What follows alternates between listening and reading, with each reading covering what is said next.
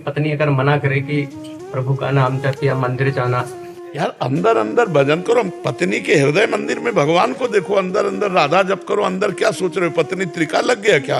हमें बताओ, त्रिका लग गए तो नहीं कि तुम क्या सोच रहे हो? अगर वो माता पिता की सेवा ना करे फिर हम नहीं मानेंगे। फिर तो दुष्टता की हद हो जाएगी, फिर दुष्टता की हद हो जाएगी। फिर वृंदावन आते हैं तो उनको नाराजगी होती है, मंदिर जाते हैं तब। खैर इस पर तो हम सहयोग दे सकते हैं। मतलब मंदिर नहीं जाने को तो हम पत्नी के हृदय मंदिर में भगवान देखते हो, अंदर अंदर भजन करते हैं। लेकिन तुम पत्नी हो तो उन्होंने जन्म दिया। अगर पत्नी ऐसा कहे किसी की भी कि माता पिता की सेवा नहीं करनी, तो उसकी बात ना मानो। माता पिता पहला अधिकार पत्नी का नहीं, पहला अधिकार माता पिता का है कि जिन्होंने मुझे पैदा किया और जिन्होंने मुझे पति बनने लायक तेरे बनाया, उनकी सेवा नहीं छोड़ेंगे। उनकी सेवा ना छोड़े, चाहे जितनी बात बन जाए। कभी भी उन्हें हम कमा के लेके आते हैं, अगर हम कभी भी उन्हें पैसा रुपया देते हैं तो उन्हें दुख होता है। नहीं, माता पिता की सेवा करो बच्चा, धन्यवाद। पत्नी को भी सुख दो, पत्नी का भी आदर करो, पत्नी को भी पैसा दो, उसकी कामना पूर्ति करो, क्योंकि वो अर्धांग है। लेकिन माता पिता सर्वप्रथम। हमें लगता है वो पत्नी कैसी, आजकल पत्नी ऐसी आती है। मान लो बूढ़े माता पिता हैं, अगर तुम दोनों जवान पति पत्नी उनकी सेवा नहीं करोगे तो किसके पास जाएंगे वो?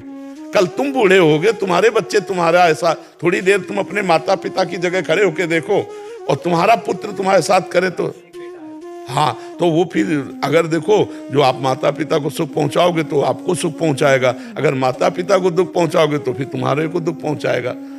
एक बूढ़ी माँ को मिट्टी के खपरे पे दाल रोटी देती थी। तो एक दिन खपरा थोड़ा ज्यादा ऐसे हिल गया तो लड़के ने कहा, मम्मी टूटने न पावे। तो उनका क्यों? बोले यार दादी को देती हो ना, कल इसी में हम आपको देंगे। वो बच्चा देख रहा है तुम्हारे आचरण, भगवान उसकी ऐसी बुद्धि करेंगे जैसा तुम अपने सास ससुर के साथ करोगे ना, वैसे तुम्हें भोगना पड़ेगा। नहीं, माता पिता भगवान है, मातृ देवो भव पितृ, इस बात पे हम नहीं मानेंगे। अपने माता पिता की सेवा करते हुए उसका भी पोषण करो, उसको भी रुपए दो, उसकी भी कामनाओं की पूर्ति करो। लेकिन ऐसा नहीं के पास रहता है, हम तो कहते नहीं कि हमें पैसा चाहिए माता पिता को खर्चा के लिए। हाँ बिल्कुल दो, पहले हिस्सा करके दे दो। मान लो 1000 रुपया मिलता है तो 200 माता पिता को दे दो, 800 भले तुम रखो, लेकिन 200 तो दे दो उनको। भयो वृद्ध है, उनका पालन पोषण तो होना चाहिए ना। और जब शरीर स्वस्थ हो तो उनकी दौड़ के सेवा करो, किसी की बात मत मानो। इस सास ससुर को भी क्या ध्यान रखना चाहिए, क्योंकि एक पक्ष तो ये है बिल्कुल सही है और ऐसा होना चाहिए, दूसरे पक्ष में कहीं कहीं वहां से भी गड़बड़ हो जाए। उस बहुत ज्यादा गड़बड़ी होती है। जो सास ससुर हैं उनको चाहिए कि हम अपनी बेटी के साथ कैसा व्यवहार करेंगे। अगर हमारी बेटी होती इस जगह तो हम कैसा व्यवहार करते? ठीक अपनी बिटिया जैसा व्यवहार करना चाहिए सास ससुर को। सास ससुर को बहू मान करके, उसे नौकरानी मान करके या दूसरे की बेटी मान करके अपमानित नहीं करना चाहिए, उसका शोषण नहीं करना चाहिए। अपनी बेटी को जैसे हम प्यार से, ऐसे अगर बहू को रखें तो हमारा जीवन मंगलमय हो जाएगा। लेकिन कुछ सास ससुर ऐसे होते हैं जो आई हुई कन्या को, दूसरे के यहाँ से जो आई है अपनी बहू बनी है, उसके साथ बहुत गलत बर्ताव करते हैं। हाँ, ऐसे बहुत से हमने खुद सुने हैं कि वो गलत व्यवहार करते हैं। नहीं करना चाहिए, नहीं दुर्गति होगी। यहाँ नहीं दुर्गति होगी तो भगवान के यहाँ दुर्गति होगी। तुम्हारे यहाँ वो आई हुई कन्या है, अगर तुम उसका आदर नहीं करते, उसके साथ मतलब कठोर व्यवहार करते हो, गलत व्यवहार करते हो, तो तुम्हारी दुर्गति हो जाएगी।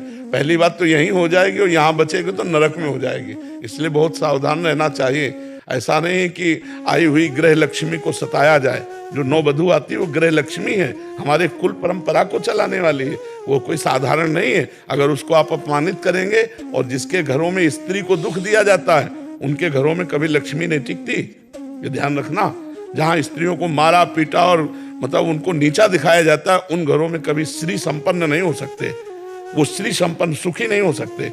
इसलिए देवी स्वरूपा है, स्त्रियों का आदर करे, पर स्त्रियों को जरूर चाहिए वो अपने सास ससुर वयोवृद्धों की सेवा के लिए अपने पति को मना ना करें, स्वयं सेवा करें। अगर स्वयं रुचि नहीं है तो फिर पति को करने दें, वो व्यवस्था कर रहा है जैसा भी, उसके विरोध में ना रहे, नहीं तो आपका जीवन नरक हो जाएगा। आपके लड़के आपके साथ जब ऐसा व्यवहार करेंगे तो फिर जीवन बहुत नरक हो जाएगा। आज तुम वयोवृद्धों को दुख दोगी तो कल तुम्हारे लिए तुम्हारे बच्चे, तुम्हारी संतानें तुम्हें दुख देंगी। शरीर स्वस्थ है यार, खूब माता पिता की सेवा करो, परिवार को सुखपूर्वक चलाओ। मनुष्य जीवन बड़ा दुर्लभ है, दुर्लभ देह मिली तो आनंद लूटो।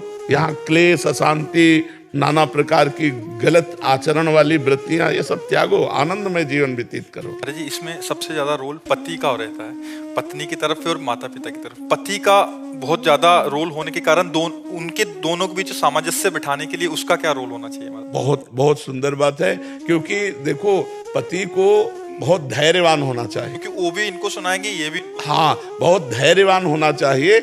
उसको चाहिए कि उचित बात पत्नी की सह ले, और जब अनुचित बात हो तो हट जाए, मारे नहीं, पीटे नहीं, गाली गलौज नहीं करे। और माता पिता जब उचित या अनुचित दोनों बोले तो उसको सह जाए, कभी उनको गाली गलौज न करे, कभी उलटकर जवाब न दे। पत्नी की उचित बात सह जाए, अनुचित बात में चल दे। माता पिता की उचित अनुचित दोनों बातें सह जाए, वो चाहे गाली दे चाहे अपमान करें, क्योंकि हम उनके पुत्र हैं, उनके दास हैं, उनकी बात सहकर उनकी सेवा करें। माता पिता में जब तक हम भगवत भाव नहीं करेंगे तब तक सेवा नहीं बनेगी। जैसे आप सेवा करो, इसके बाद कोई रिश्ते नातेदार आया तो उससे कहेंगे बिल्कुल सेवा, मान लो हम कह रहे हैं, वो निंदा कर दें आपकी, तो भी आपको उनको मारना नहीं है, गाली गलौज नहीं करना, चुपचाप मुस्कुराकर वैसे ही सेवा करनी है जैसे पहले कर रहे थे। इससे तुम्हारा मंगल हो जाएगा। और पत्नी को भी प्यार देना चाहिए, मारना पीटना ठीक नहीं है। अगर वो अनुचित व्यवहार करती है तो हमारा रुख बदल जाना ही उसके लिए मारने जैसा होगा। अगर थोड़ा भी बुद्धि रखती हो, अपना रुख बदल लिया, तो उसी से उसको दंड मिल जाएगा, उसी से उसको जलन होने लगेगी और वो सुधार करेगी। और सबके लिए है भगवान से प्रार्थना और नाम जप। नाम जप करो, भगवान से प्रार्थना करो, मेरे परिवार को सुख मिले, मेरे परिवार की बुद्धि ठीक रहे, तो इससे अच्छा रहेगा। गौरव सोनी जी, ऑस्ट्रेलिया से। महाराज जी, पिछले 10 साल से वृंदावन आ रहा हूँ। पिछले साल आपका सत्संग सुना और इस बार वृंदावन आया तो बिल्कुल अलग लगा। यहाँ के पेड़ पंछी सभी अलग लग रहे हैं। ऐसा लगता है कि मन को शांति सी मिल रही है। प्रभु जी, इस बार तो मैंने ई रिक्शा वाले ब्रिजवासी को भी कोई उनसे नानोचक नहीं किया, जितना उसने मांगा मैंने दे दिया। प्रभु जी, मेरा प्रश्न है कि मैं ऐसा क्या करूं कि इस वृंदावन की पवित्र भूमि को क्या दे जाऊं कि मेरे यहाँ पर जन्मों जन्मों तक आना लगा रहे। जो अगर राधा नाम जप करोगे ना, तो ये वृंदावनाधीश्वरी का नाम है, हम सब कुछ ठीक हो जाएगा। यहाँ दिया नहीं जाता, यहाँ से लिया जाता है। ये अगाध समुद्र है करुणा का। यहाँ तुम क्या दे सकते हो? केवल अपने भाव, रुपया पैसा या कुछ, ये सब केवल बाहर। वृंदावन, एक बार अकबर सम्राट आए और स्वामी हरिदास जी के चरणों में प्रणाम किया और कहा, स्वामी जी कुछ सेवा करना चाहते हैं? बादशाह थे, उनका नहीं, कोई सेवा नहीं। बोले स्वामी जी सेवा तो बताइए। तो स्वामी जी समझ गए बादशाह इसको गर्व है इस बात का कि तो स्वामी जी ने कहा, केसी घाट की एक सीढ़ी ठीक कर दो। तो उनका, आप बादशाह से बात कर रहे हैं, पूरे घाट का घाट निर्माण कर। बोले जाओ। तो जब गए तो दिव्य वृंदावन की एक सीढ़ी देखी, लौट के आए चरणों में। बोले हमारे पास खजाने में ऐसे हीरे ही नहीं जिससे मैं सीढ़ी जड़वा सकूं, कोना टूटा है, हम असमर्थ है। तो वृंदावन वो महिमामय है जहाँ अकबर सम्राट भी असमर्थ हो गया था। तो अपने लोग वृंदावन को कुछ दे नहीं सकते भाव के सिवा। भावोत्सवेन भजताम रस काम धेनुम तम राधिका चरण रेणु। यही भाव कि रिक्शा वाले में भी आपका भगवत भाव हो गया, लता पता यहाँ के पशु पक्षी सब में भाव, यही सबसे खास बात है। भाव ही यहाँ है, प्रभु को भाव के सिवा और हम क्या दे सकते हैं? हमारे पास जो कुछ है सब प्रभु का दिया हुआ है। शरीर प्रभु का दिया हुआ, घर प्रभु का दिया हुआ, मकान प्रभु का दिया हुआ, रिश्ते नाते प्रभु को। देख लो, एक गृहस्थी भी बहुत मंगलमय मार्ग है। गृहस्थी कोई अपवित्र मार्ग अब अपवित्र कर रहे हैं, जिससे हाथ मिलाया, प्यार करके जीवन निर्वाह किया, एक दूसरे की कमियों को क्षमा किया, प्यार में जिंदगी। आजकल ज्यादा प्रेम विवाह होते हैं और साल पूरा कम होता है, 1 वर्ष के पहले डिवोर्स भी हो जाता है। हमें नहीं लगता कि प्रेम विवाह या क्या है। पुराने जमाने में बाप बाबा दादा तय कराते शादी, और दुल्हन तब देखने को मिलती जब घर में दुल्हन बन के आ जाती, और आजीवन निर्वाह करते थे। नहीं निर्वाह करते थे, डिवोर्स कभी नहीं सुना हमने। तो हमें लगता है कि जो तुम लोग गृहस्थी में हो, तुम्हें सब अनुकूलताएं मिली, तो तुम्हें धन्यवाद देना चाहिए भगवान को। नहीं कि भगवान आप हमारे ऊपर बहुत कृपालु हो, जो हमें भरा पूरा परिवार सब दिया है। तो भगवान का भजन करो कि उसी परिवार में सुखपूर्वक जीवन व्यतीत हो। महाराज, इस संत समाज के विषय में आप कुछ ना कुछ बोला करिए। महाराज, इससे निंदा स्तुति होती है और वो हमारा विषय है नहीं। हम सबको भगवान मानते हैं। इसीलिए तो हम आपसे कह रहे हैं कि आपको दुनिया सुनती है, वो चाहे गृहस्थ हो चाहे संत हो। और आपका बात निंदा की नहीं है, क्योंकि संत निंदा से परे होता है हमारा श्री। पर हाँ, पर इसमें क्या है, जैसे हम किसी संत के विषय में बोले कि ये आचरण पाखंड है और वो आचरण उनमें हुए तो उनको चुभेगा।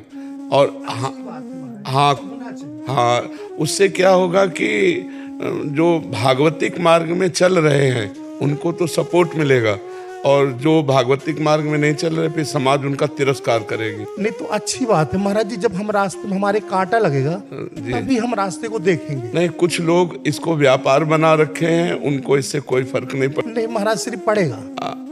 तो ये हमारे मन की वेदना थी और जिज्ञासा थी कि महाराज श्री से ये बात कहेंगे जरूर, क्योंकि आपको लगभग पूरे विश्व में आपको सुना जाता है। जी जी।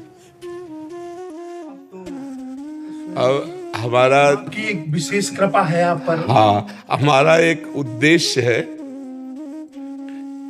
ये क्रूरा अपि पापिनो न च सताम संभाष्य दृश्यास्य सर्वान वस्तुतया निरीक्ष परम स्वाराध्य बुद्धिर्मम। स्वाराध्य बुद्धिर्मम, जो क्रूर हैं, पापी हैं, दुष्ट हैं, गलत आचरण वाले हैं, उनमें भी मेरा राधा वल्लभ लाल साक्षात विराजमान है। तो अब जैसे कोई साधक आकर अपने आचरणों को पूछता है तो उसको उपदेश दे देते हैं कि ये आचरण गलत है, ये आचरण ठीक है। बकाया जहाँ कोई शुरू किया किसी की निंदास्पद बात, तहाँ हम चुप हो जाते हैं, क्योंकि तेरे भावे जो करे भलो बुरो संसार, नारायण तू बैठ के अपनो भवन भुहार। जब हम अपने अंदर, तो हमें कमियां ही कमियां दिखाई देंगी, दूसरे में प्रभु शो अनन्य गति जाके असमत न टरे हनुमंत। मैं सेवक सचराचर रूप स्वामी भगवंत, मेरा भगवान और मैं सेवक। चराचर जगत मेरे भगवान का स्वरूप है। अब कहीं तमोगुणी रूल हो रहा है, कहीं सतोगुणी, कहीं रजोगुणी।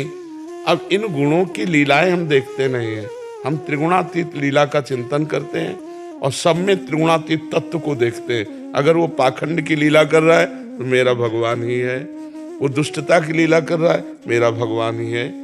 ये क्रूरा, जो क्रूर है, दुष्ट है, पापी है, नीच है। विद्या विनय संपन्ने ब्राह्मणे गविहस्तनी सुनी चो सुपाके चा पंडिता संदर्शिना।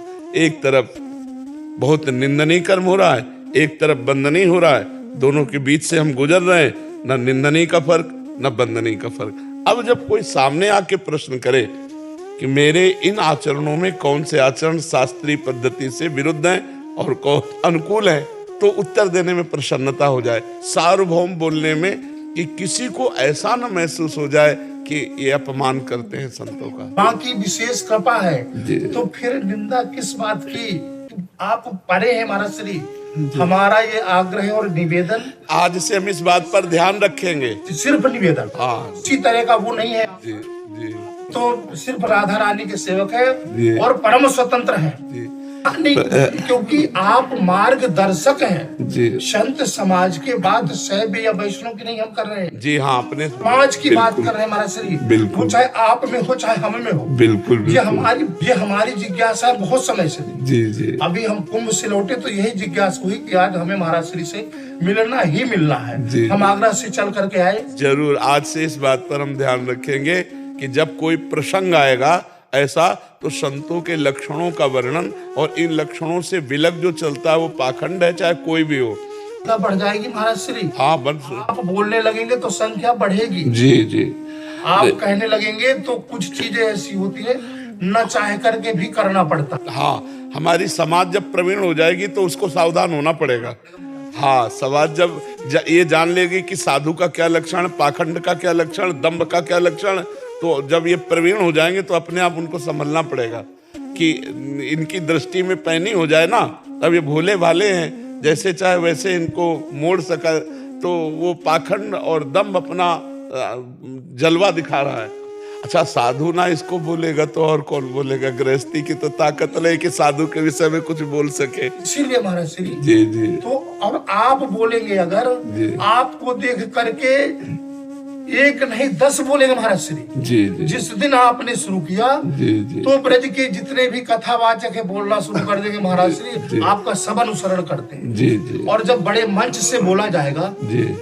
कहीं ना कहीं तो कुछ ना कुछ तो उसमें सुधार। नहीं तो भगवान ने आपको प्रेरित किया तो जरूर इस विषय में हमारी बड़ी वेदना है। जी जी आप जरूर, क्योंकि ये सब अनुसरण करते हैं। जी। समाज जो है वो संत का अनुसरण करता है। बिल्कुल बिल्कुल और जब संत जाता है तो आपस में ये लोग कहते हैं कि देखो बाबा लोग क्या कर रहे हैं। बिल्कुल बिल्कुल। तो जो 10 वैसे है और 2 उस बीच में जो महात्मा होते हैं ना, जी बड़ी वेदना होती है वो सब सुन करके जी जी हटना पड़ता है। बिल्कुल बिल्कुल बिल्कुल बिल्कुल बिल्कुल कुछ नहीं। कह भी नहीं सकते क्योंकि उनकी बात सुनते सुन करके ही रहते, क्योंकि संत तो संत है। जी जी जी फर्क नहीं कुछ पड़ता है। जी तो जी फिर आपको महाराज श्री इन सब चीजों में फर्क तो पड़ेगा ही नहीं, क्योंकि कृपा राधा रानी की है। जी, जी। तो कोई कुछ भी कहे उससे क्या होता है। जी।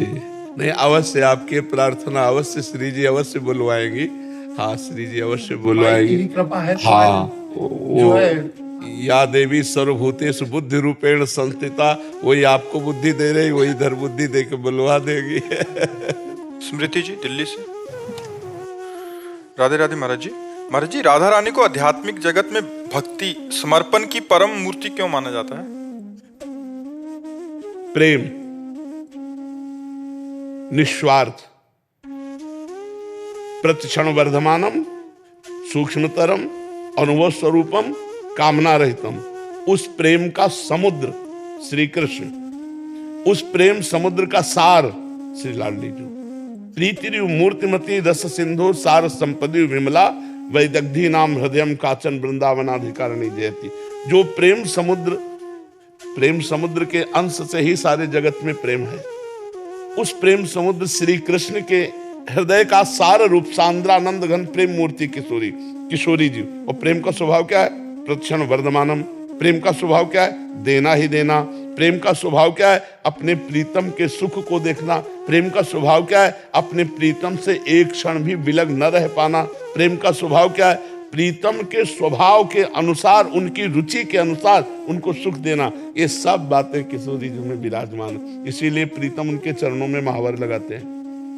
जब किशोरी जी का ऐसा भाव, तो किशोर जो उनके चरणों में महावर लगाते हैं, हाथ जोड़कर खड़े रहते हैं उनकी आज्ञा पालन के लिए। और सत्य पूछो तो राधा और श्री कृष्ण ये कहने को दो हैं, एक ही तत्व दो रूप में है। रसोया परमानंद एक द्विधा सदा, श्री राधा कृष्ण रूपाभ्याम तस्मै तस्मै नमो नमः। जो रसमय परमात्मा है, पर ब्रह्म है, वही दो रूप धारण करता है, एक किशोरी जी का रूप, एक लाल जो श्री कृष्ण का रूप।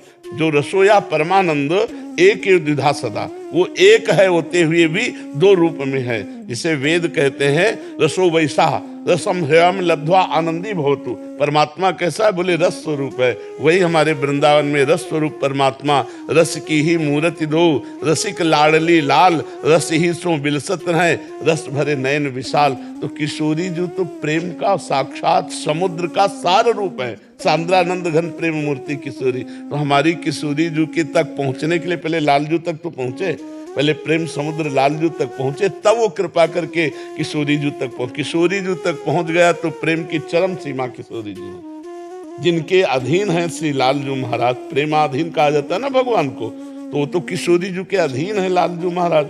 ऐसा प्रेम जब प्रकट हो जाता है, किशोरी जी श्याम रंग में रंगी है और श्याम जी श्यामा रंग में रंगे हुए हैं। समझ में नहीं आता कि कौन इनमें प्रधान है, कौन इनमें लघु है। दोनों देखो तो समान प्रेम वाले हैं। लाल मरकत मन छबीलो तुम जो कंचन गात, बनी सिहित हरिवंश जोरी उभय गुण जन्मात। नागरी नव किशोर मिथुन मनस चोर। दोनों के चित्त को चुरा रहे हैं, दोनों के प्रति समर्पण है, दोनों चकोर हैं, दोनों चंद्रमा है, क्योंकि एक ही तत्व रस तत्व श्री राधा और कृष्ण के रूप में विराजमान है। समझ पा रही हो आप? सोनाली जी मुंबई से। राधा वल्लभ श्री हरिवंश महाराज जी, आपके चरणों में कोटि कोटि प्रणाम। महाराज जी, मेरा प्रश्न ये है कि जीवन में गुरु जी का योग कैसे होता है? क्या ये पहले से निश्चित है गुरु योग? ये कोई ब्याह की तरह, लड़का बच्चा की तरह, सांसारिक संबंध की तरह संबंध नहीं है। आपको सत्संग मिला, प्रथम भगति संतन कर संगा। सबसे पहली कृपा होती जब सत्संग मिला तो अध्यात्म की जिज्ञासा हुई, अध्यात्म की पूर्ति के लिए गुरु की खोज होती है। क्योंकि हमारे जितने कर्म हुए वो दो प्रकार के होते, शुभ और अशुभ। शुभ कर्म का फल सुख है सांसारिक, अशुभ कर्म का फल दुख है, ना कि गुरु की प्राप्ति। गुरु की प्राप्ति तो होती है भगवान की कृपा से, और वो कृपा तभी उदय होती है जब हम साधु संग करते हैं, साधु सेवा करते हैं, तो हमारे हृदय में जिज्ञासा होती कि मुझे भगवान कैसे प्राप्त हो। तो फिर गुरु का वरण करके हम भगवान के मार्ग में चलते, तो गुरु कहाँ मिले, कैसे मिले, तो हम भगवान से प्रार्थना करते हैं, तो भगवान ही गुरु रूप से मिलते हैं। बंदो गुरुपद कंज कृपा सिंधु नर रूप हरि, नर रूप हरि महामोहतम पुंज जासु बचन रवि करनी कर। गुरुदेव भगवान है, भगवान गुरुदेव है। जब कृपा करते हैं तो या के मिल जाते हैं या अपनी तरफ घसीट लेते हैं, और बिना गुरु के ब्रह्म प्राप्ति, भगवत प्राप्ति, ब्रह्म बोधि असंभव है, असंभव। नाम जप साधना का फल है गुरु की प्राप्ति, और गुरु की कृपा का फल है भगवान की प्राप्ति। पर जी व्यवहारिक दृष्टिकोण से देखा जाए तो तत्काल प्रभाव से गुरु दीक्षा लेनी चाहिए? नहीं, किसी से तत्काल प्रभावित होकर गुरु दीक्षा नहीं लेनी चाहिए। लंबे समय तक आता जाता रहे, उनके आचरण देखता रहे, उनकी बातचीत सुनता रहे, उनका प्रभाव देखता रहे। अपने ऊपर क्या प्रभाव पड़ रहा है, दूसरे कह रहे हैं कि ऐसा है वैसा है, हमें नहीं, हम अपने नेत्रों से देखें, क्योंकि हमारी पर्सनल श्रद्धा का विषय है। जब तक हमारी श्रद्धा, तभी कहते हैं ना, पानी पियो छान के, गुरु करो जान के। जब हमारी पूरी श्रद्धा हो गई कि हमारे परब्रह्म परमात्मा भगवान है, बस गुरु हुआ। और जब हमने मान लिया तो दुनिया कुछ कहे, अब हम अपनी मान्यता को नहीं टालने वाले। ऐसे चला जाता है परमार्थ। यानी कि प्रवचन सुना, भीड़ देखी, गुरु मंत्र ले लिया, 4 दिन के बाद फिर हमारा भाव बिगड़ गया, तो फिर किसी काम के नहीं रह गए। कम से कम संसार में गलतियां हुई तो गुरु की शरण में आकर निकलने का रास्ता तो मिल गया, और जब गुरु से गलतियां बन गई तो अब कहाँ जाए। जहां आगे के दाझे गए भजी पानी में आग लगे तो क्या कीजिए। आग से भगा हुआ पानी में गया, और जब पानी में आग लग गई तो फिर क्या होगा।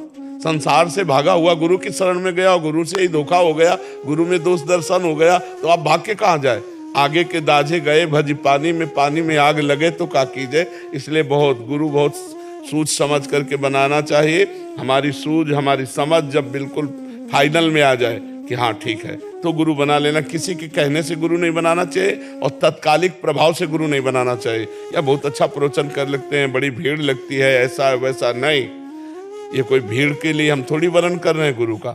हमारे हृदय में क्या प्रभाव पड़ रहा है। इनके उपदेश से हमारे दोष कम हो रहे हैं, इनके संग से हमें भगवान प्यारे लगने लगे, इनके दर्शन से हमें ऐसा लगता है कि हमारे भगवान है, तब हमको गुरु। बहुत सारे जने आते हैं ना कि ऐसे ले ली थी गुरु दीक्षा, सासू माँ ने कहा ले लिया, वो मम्मी पापा ने कहा। नहीं नहीं नहीं, बिल्कुल वो मम्मी पापा का विषय यह है कि तुम्हारी श्रद्धा है, हमारी श्रद्धा होगी तब हम लेंगे। इसमें मम्मी पापा का विषय नहीं चलता है, इसमें अपनी श्रद्धा का विषय चलता है। आदर्श तिवारी जी, राधे राधे। महाराज जी राधे राधे। महाराज जी, प्रभु को पाने के लिए आपके जैसा संघर्षशील जीवन जीना पड़ेगा क्या? भैया, माया को प्राप्त करने के लिए क्या संघर्ष कम होता है क्या? आप बताओ, आप लोग बताओ। रुपया प्राप्त करने के लिए, यहाँ का पद प्राप्त करने के लिए, भोजन करने के लिए, या कुछ भी करने के लिए कुछ करना होता है ना। संघर्ष, एक किसान आदमी कितनी मेहनत करता है तब अन्न पैदा कर पाता है। एक अपने पद में जो पहुंचा, वो कितनी मेहनत, पढ़ाई, क्या क्या सब कष्ट सहते हुए वो पहुंचा। फिर संपूर्ण जगत से ऊपर जो पद है, न पारमेष्ठ्यम न महेंद्र धिष्ण्यम न सार्वभौमम न रसाधिपत्यम न योग सिद्धि अपनर्भवम वा। जहां न ब्रह्मा का पद, न देवराज इंद्र का पद, न सार्वभौम सम्राट का पद, न योग की सिद्धियां, न मोक्ष सुख, वो भी सब एक तरफ हो जाता है। ऐसे भगवत प्रेम पद, परम पद को जो प्राप्त करना चाहता है, उसको कितना संघर्ष करना पड़ेगा। संघर्ष का तात्पर्य है अविद्या, असत का त्याग।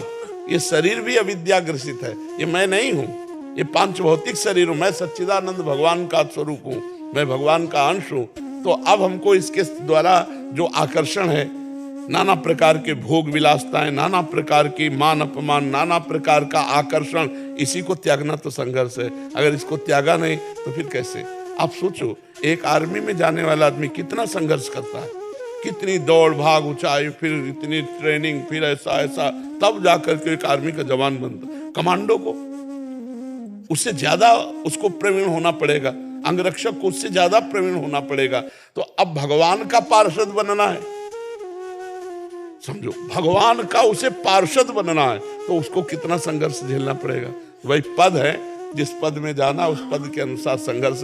अगर फेल हो गए तो आप उस पद को तो नहीं प्राप्त कर सकते, लेकिन आप कोई गिरे हुए आदमी भी नहीं हो, भगवान के लिए चले हो और गिर गए हो तो आप कोई साधारण नहीं हो। वो भगवान के परम पद को नहीं प्राप्त कर सका, तो ऐसा नहीं कि साधारण आदमियों की तरह उसने साधना की है तो उसका फिर जन्म होगा, यशस्वी धनवान कुलवान के यहाँ जन्म होगा और फिर भक्ति का वही पूर्व संस्कार उसको सिद्ध कर देगा। तो इस मार्ग में चलना तो संघर्ष ही है, लेकिन हम ये कह रहे माया में जीना क्या कम संघर्ष है क्या? कोई भी वस्तु प्राप्त करनी तो क्या संघर्ष नहीं करना पड़ता क्या? मनुष्य जीवन है ही संघर्षमय, हर कदम एक नया प्रश्न, एक नई समस्या, एक नई जंग नहीं है। तो जब लड़ना पड़ेगा तो असलियत के लिए लड़े, नकली के लिए क्यों लड़े? नकली तो अपने आप मिल जाएगी अगर असली मिल गया। तो असली है भगवान और नकली है माया के द्वारा रचा हुआ जगत। उमा कहूं में अनुभव अपना, सत हरिभजन जगत सब सपना। ये स्वाप्निक जगत है, असलियत में भगवान को प्राप्त कर ले तो संघर्ष तो करना ही पड़ेगा। महाराज जी, प्रारब्ध से डर लगता है कि प्रारब्ध मेरा कैसा होगा। प्रारब्ध जैसा होगा वैसा आ जाएगा, उससे क्या डरना? हमारे किए हुए कर्म ही तो हैं। पता नहीं किडनी फेल होगी, लिवर फेल होगा या बिस्तर तो क्या होगा? हमारी तरह गर्जना करना, अगर किडनी फेल हो जाए तो भी राधा नाम के बल से सब कुछ हो जाता है। अरे बड़ा आनंद रहता है बच्चा, और वो रहता केवल इसके कारण भगवान की शरण में। और अगर हम शरीर की शरण में होते इसकी तो अभी हम डिप्रेशन में होते। पहले समर्पित हो जाओ। अभी तुम्हारा शरीर पर अहंकार है कि मैं हूं, इसलिए लगता मेरी किडनी न फेल हो जाए। और अगर ये अहम समर्पित हो जाए तो जैसे जोई जोई प्यारो करे सोई मोहि भावे। हमने तो शरीर प्राण मन प्रभु को दे दिए, अब जैसे चाहो ऐसे रखो। ये भगवान के बल से चलता है, ये भगवान के बल से। सोनम जी सहारनपुर से। राधे राधे। राधे राधे महाराज जी, आपके चरणों में कोटि कोटि नमन। महाराज जी, अगर किसी ने अपने जीवन काल में हमेशा अच्छे कर्म किए हों, किंतु किसी कारणवश अंतिम समय में उससे कोई बुरा कर्म बन गया हो, बुरा प्रारब्ध कर्म, तो क्या उसके सारे अच्छे कर्म व्यर्थ चले जाएं? नहीं नहीं, लेकिन बुरे का भी उसको दंड मिलेगा। जैसे महाराज नृग जीवन भर दान पुण्य करते रहे। एक ब्राह्मण के जो दान नहीं लेता था, उसकी गाय भूल से गौशाला में आ गई और उन्होंने अन्य ब्राह्मण को दान कर दिया। जब वो दान लेकर जा रहा था तो जिस ब्राह्मण की गाय खो गई तो उसने कहा गाय मेरी। तो उनका गाय मेरी क्योंकि महाराज नृग ने दिया है। बोले अभी चलो। फिर महाराज नृग ने चोरी की तो महाराज नृग के पास गए तो जिसने दान लिया था उसने कहा आपने गाय हमें दान दी? तो उनका हाँ। तो उनका फिर मेरी गाय है और मैं कभी किसी से दान लेता नहीं, आपने मेरी गाय दान कैसे कर दी? अब वो उन्होंने कहा कि ये मुझे कैसे पता चलेगा, मेरी गौशाला में आ गई होगी तो मैंने दान कर। तुम्हें 10,000 गाय देते हैं, तुम ये गाय छोड़ दो। तो जिसकी गाय थी उसने कहा मैं कभी दान नहीं लेता, इसलिए मैं अपनी गाय लूंगा। और वो हठी ब्राह्मण जिसने दान लिया था उसने कहा मैं यही गाय लूंगा, 10,000 नहीं लूंगा।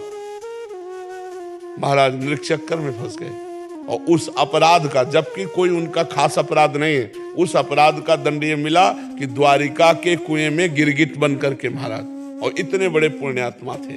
तो ये तो को पुण्य बल से लाभ मिला कि द्वारिका के कुएं में गिरगिट बने तो भगवान ने दर्शन दे दिया, तो उनका सब काम बन गया। तो पुण्य व्यर्थ नहीं जाएगा, लेकिन पाप भी व्यर्थ नहीं जाएगा, उसका दंड भोगना पड़ेगा। अगर पाप और पुण्य दोनों से उठ करके आपने रामकृष्ण हरि भजा है तो कुछ नहीं बिगड़ने वाला, भगवान संभाल देंगे। जन अवगुण प्रभु मान न काऊ, दीन बंधु अति मृदुल स्वभाव। राहत न प्रभु चित चूक किए की, बड़ा सुंदर भाव है। राहत न प्रभु चित चूक किए की, करत सुरत सरबार हिए की। भगवान अपने जनों की चूक पर ध्यान नहीं देते।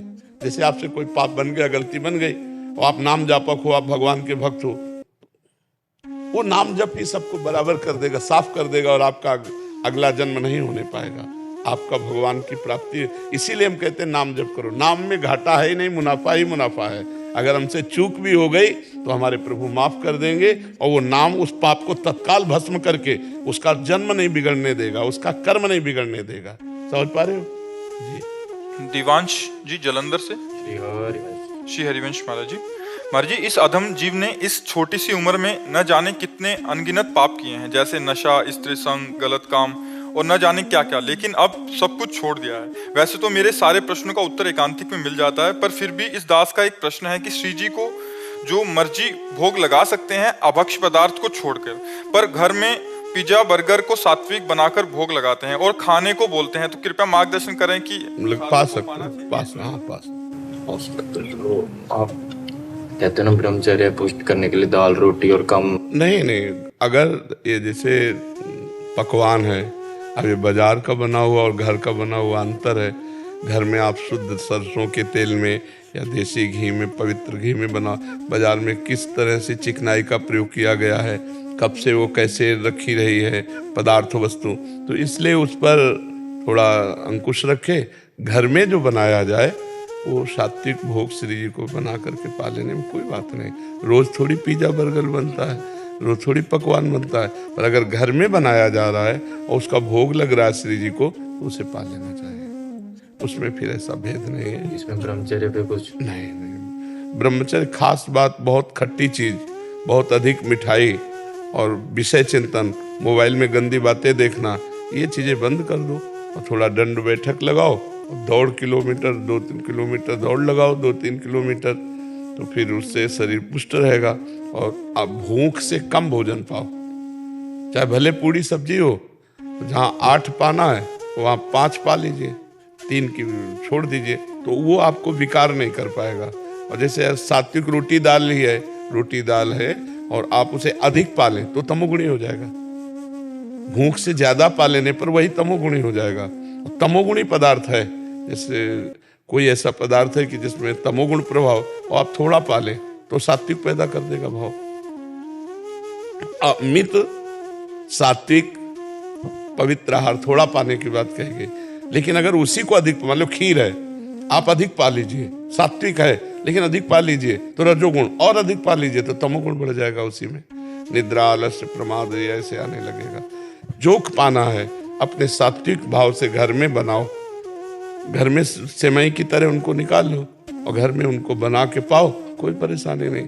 बाजार की बनी हुई चीजें ये मतलब भजन मार्ग वालों के लिए उचित नहीं है, असात्विक होती हैं, क्योंकि बनाने वाले किस भाव वाले, कैसी पवित्रता रखी है, कैसे पदार्थों की पवित्रता है, ये सब तो वो हमारी बुद्धि पर प्रभाव डालते हैं। इसलिए हमको जो भी पाना, गोलगप्पा पाओ, अपने घर में बनाओ, श्री जी को पवाओ और फिर पालो बाद में। ऐसे जैसे आजकल कितनी सारी दुकानें चल पड़ी, उन्होंने प्याज लहसुन बंद कर दिया, पर वो अब पता नहीं उनके जो वर्कर हैं पवित्रता, पवित्र, हाँ से बना रहे हैं। हाँ, तो घर वाले कहते हैं कुछ नहीं होता, भोग लग गया अब खा लो। मैं कहा नहीं, हम क्यों नहीं पा सकते, श्री जी को कैसे पवा देंगे। हाँ, वैसे चाहिए तो अपने हाथ से बना के घर में पवित्र। हाँ, तो घर वाले कहते हैं पालो पालो, पर वहाँ पे सत्संग में कहते हो कि ब्रह्मचर्य। हाँ, बिल्कुल बिल्कुल साथ, बहुत कृपा है आप पर जो आप ऐसा चिंतन करते हैं, बहुत कृपा है।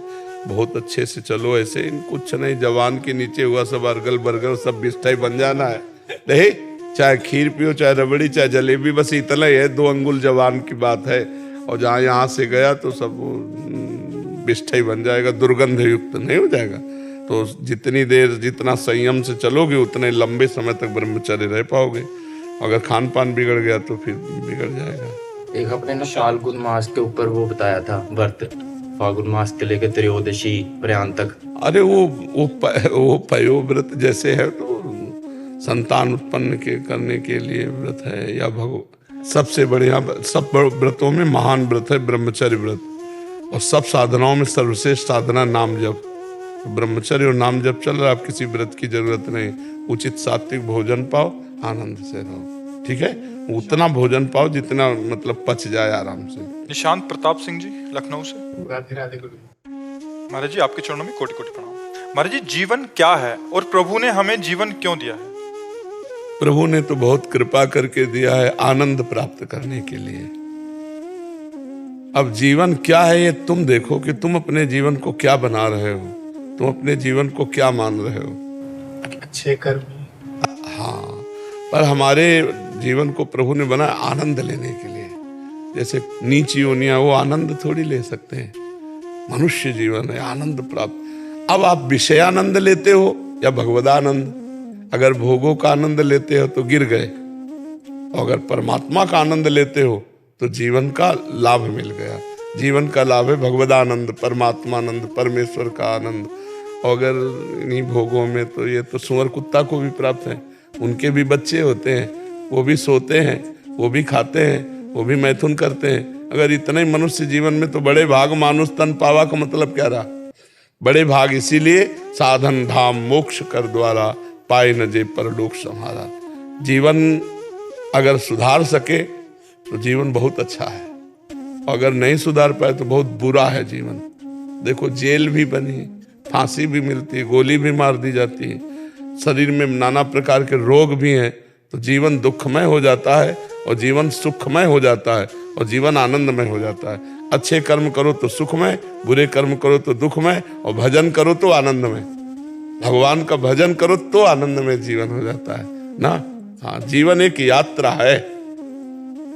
अब किधर चलते हो, अच्छे कर्म की तरफ, भगवान की तरफ, या बुरे कर्म की तरफ, ये बात है। भगवान ने जो जन्म दिया है वो आनंद के लिए दिया है।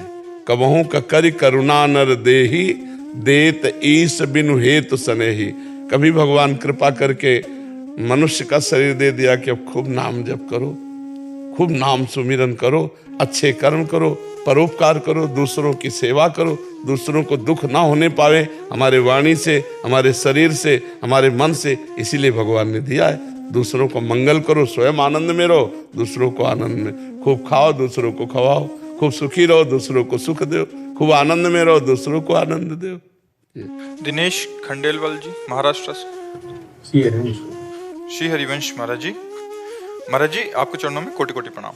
महाराज जी, आप धनी लोगों से नाराज हैं क्या? अगर ईश्वर ने हमें धन दिया है तो इसमें हमारी क्या गलती है? नाराज कहाँ है? सत्संग में आपको बताते हैं कि नहीं क्या धनी लोगों की चाटुकारिता ऐसा चाटुकारिता, अहंकार। एक ने हमारे वहाँ शीशा लगवाया हित दाम में। हाँ, तो हमने देखा कि थोड़ा समझने लगे कि हमने शीशा लगवाया तो बाबा हमें आदर करेगा। हम कहा हथौड़ा मंगा के टुरवा के इसको फुटपाथ में फेंकवा देंगे। अभी अहंकार युक्त की हुई सेवा हमें नहीं चाहिए। दैन्यता से तो हम किसी को पूछते हैं क्या तुम धनी हो कि गरीब हो? सबको बराबर प्यार देते हैं। दैन्य का आदर और अभिमानियों का निरादर। भूत भविष्य लोक 14 में भये होए हरि प्यारे, 300 व्यवहार हमारो अभिमानिन्ते न्यारे। अगर तुम्हें धन का गर्व है तो धन कुछ चीज नहीं है हमारे लिए, उसका कोई महत्व नहीं है। और अगर आप प्यार से करते हो दैन्यता से तो भिक्षुक हैं। दोनों बात समझो। अगर आप प्यार और दैन्यता से तो भिक्षुक हैं, सेवा चली रही है। लेकिन अहंकार पूर्वक यदि दिया गया तो वो स्वीकार नहीं है। दुर्योधन का भगवान ने क्यों तिरस्कार किया? जब दुर्योधन ने भगवान से कहा कि हमारे, हाँ, तो भगवान ने अहंकार के, और वही भगवान विदुरानी के यहाँ जाके छिलके पा रहे। विचार करके देखो तो हम उन्हीं के दास हैं, उन्हीं श्री कृष्ण के दास हैं जिनका स्वभाव ये है कि 56 प्रकार के भोग विविध व्यवस्था दुर्योधन ने की, भगवान ने स्वीकार नहीं किया। और विदुरानी के यहाँ जाके मांग के पाया, वो भी छिलके पवा रही थी भाव में, उनको होश नहीं था तो भगवान छिलके पा रहे थे, गूदा फेंक रही थी वो। तो ऐसे ही अभिमानिन्ते न्यारे, जो धनाभिमानी जन उनकी चाटुकारिता नहीं। अगर 5 रुपये श्रद्धा से निकाल के देता है तो उसकी दाल मंगा लेंगे, नमक रोटी मंगा लेंगे, वो चलेगा, क्योंकि ये भगवत मार्ग है। अगर धनियों का सम्मान हुआ केवल तो ये गरीब जन क्या कहेंगे? चलो अन्य जगह तो अन्य जगह साधु महात्मा भी धनियों का ही स्वागत करते हो, गरीबों से बात नहीं करते। ऐसा नहीं, यहाँ चाहे धनी हो चाहे गरीब हो, यहीं बैठेगा जहाँ बैठे हो। हाँ, जो पदाधिकारी है उसका हम इसलिए सम्मान कर देते हैं, वो भी हमें क्या पता आप कौन है। जब आप कहोगे कि हम एमएलए हैं, हम सांसद हैं, हम मंत्री हैं, तो भैया एक दुपट्टा ले लो और प्रसाद ले लो, इसलिए कि तुम मंत्री हो तो हमारे समाज की सेवा करो, तुम एमएलए सांसद हो तो हमारे भारत सरकार ने जो तुम्हें सुविधाएं दी है, हमारी प्रजा को सेवा करो। इसलिए तुम्हें प्रधान सेवक समझकर, स्वामी समझ के नहीं, प्रधान सेवक समझकर तुम्हारा आदर करते हैं, और लेना देना कुछ नहीं किसी से।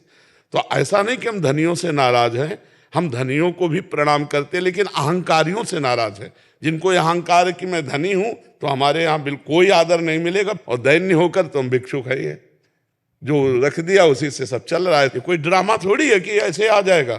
जो हम अगर गाड़ी से चल रहे हैं तो किसी की गाड़ी है, अगर बिजली चल रही तो किसी ने पैसा दिया है, अगर हम भोजन पा रहे हैं तो किसी ने व्यवस्था की है, बिना व्यवस्था की थोड़ी। तो अगर ये धन की द्वारा व्यवस्था ना होती तो ये कार्य नहीं चलते। तो हम धनियों का निरादर नहीं करते, लेकिन अहंकारियों का निरादर करते हैं। अहंकार से हमें वैर है, दैन्यता से प्यार है, क्योंकि हमारे स्वामी का यही स्वभाव है। आप समझ पाए? देखो, एक जगह है जहां तुमको ये समझ में आए कि मैं किसी काम का नहीं हूं, संत के पास। अगर तुम रुपया देकर सम्मान तुम्हारा किया जाएगा तो तुम्हारा चिंतन धन पे जाएगा। हमारी साधुता है कि जब तुम हमारे दरवाजे में खड़े हो तुम्हें विवशता नजर आवे कि यार भगवान की कृपा के बिना संत दर्शन नहीं होते। ये न समझ में आवे कि रुपए के बल से संत दर्शन हो गए, रुपए के बल से हमें दुपट्टा मिल गया, रुपए, ये यहां नहीं होने देंगे जब तक हम हैं। हाँ, अगर तुम भेंट देते हो धर्म पूर्वक और दैन्यता से तो उस भेंट का हम सदुपयोग कर देंगे। हमें जो लगा लेना तो हम ले लेंगे और सदुपयोग कर देंगे। तुम्हें हाथ जोड़ के अगवानी नहीं करेंगे, और अगर देख लिया तो बेइज्जती जरूर कर देंगे। किस लिए? तुम्हारे अभिमान रूपी फोड़े का ऑपरेशन कर देंगे। तुम्हारे अभिमान रूपी फोड़े का ऑपरेशन जरूर कर देंगे, क्योंकि तुम्हारी सदगति होनी चाहिए। तुम्हारा अर्थ हमारे में लगा है, तुम्हारा दर्शन संभाषण, तो अब तुम्हारा मंगल होना चाहिए। संत के दर्शन से, संभाषण से मंगल। तो मंगल दो प्रकार का होता है, एक प्यार से होता है और एक होता है शासन से। जो अहंकार तुम्हारी दुर्गति करने वाला, उस अहंकार का ऑपरेशन हो जाएगा। चलो निकलो यहां से।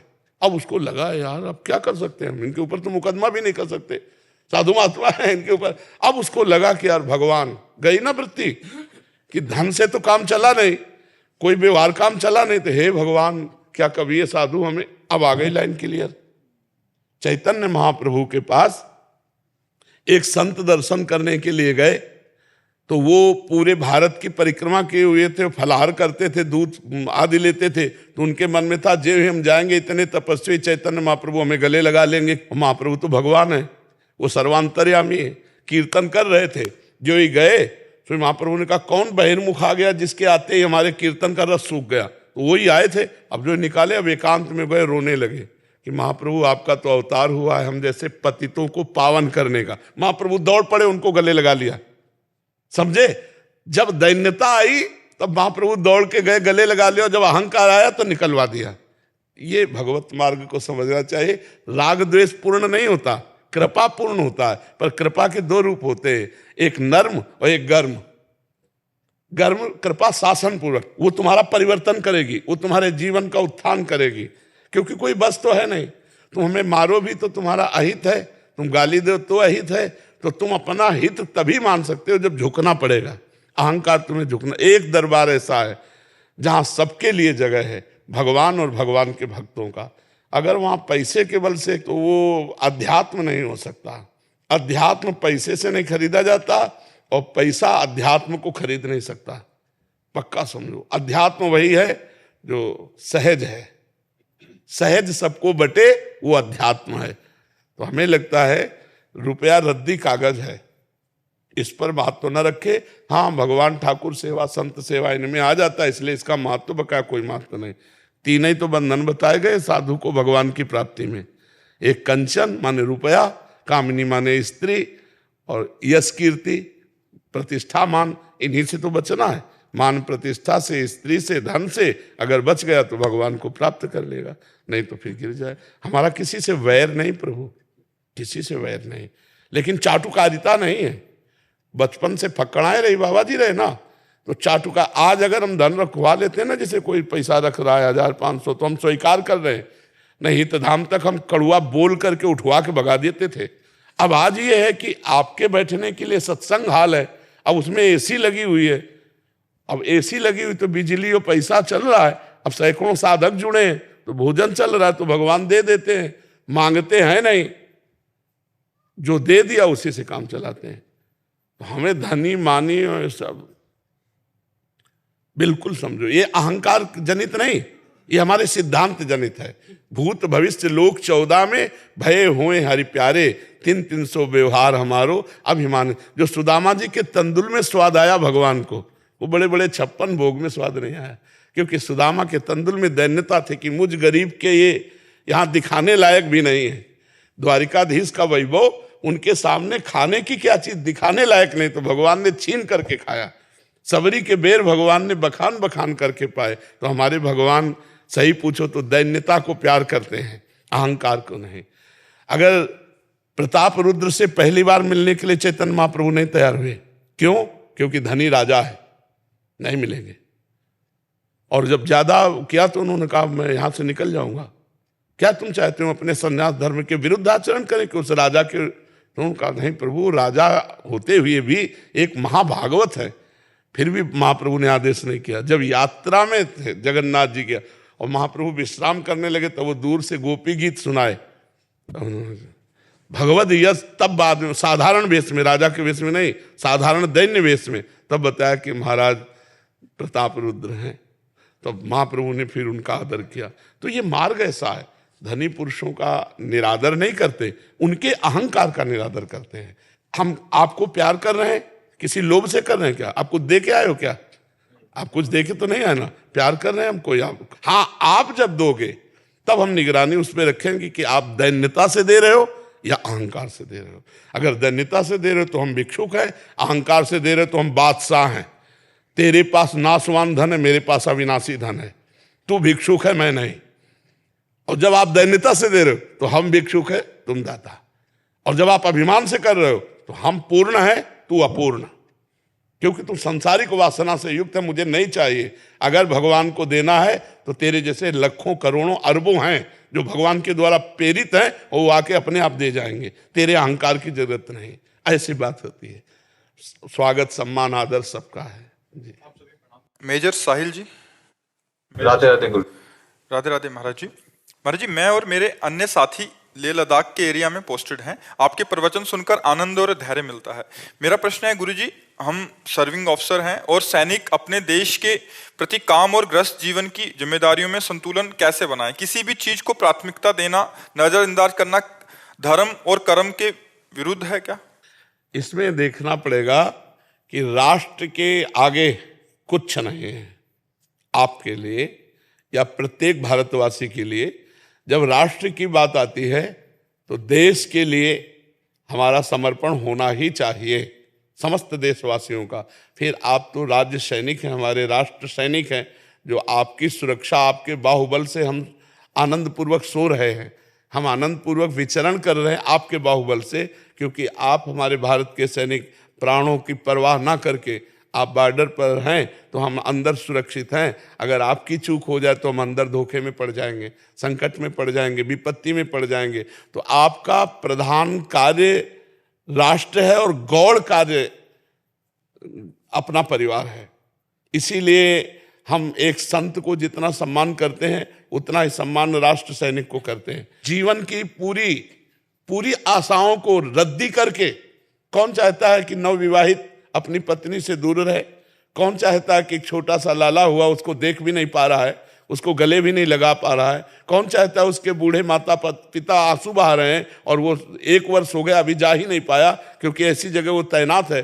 तो ये सब वासनाओं को मिटाकर, अपने हृदय की पीड़ा को सहन कर, हर असुविधा को झेलता हुआ जो राष्ट्र का सैनिक लगा हुआ, हम उसे प्रणाम करते हैं। हर देशवासी को ये गर्व होना चाहिए कि हमारे देश के ऐसे सैनिक हैं। इतनी भी तपस्या में कमी नहीं। एक संत की जैसी तपस्या होती है वैसी सैनिक की तपस्या होती है। और सैनिक का प्रधान धर्म है राष्ट्र रक्षा और गौड़ धर्म है परिवार। अगर राष्ट्र रक्षा में उसका पिता भी बाधा पड़े तो गोली मार देगा। तो इसमें हुआ प्रधान राष्ट्र धर्म और गौड़ परिवार धर्म।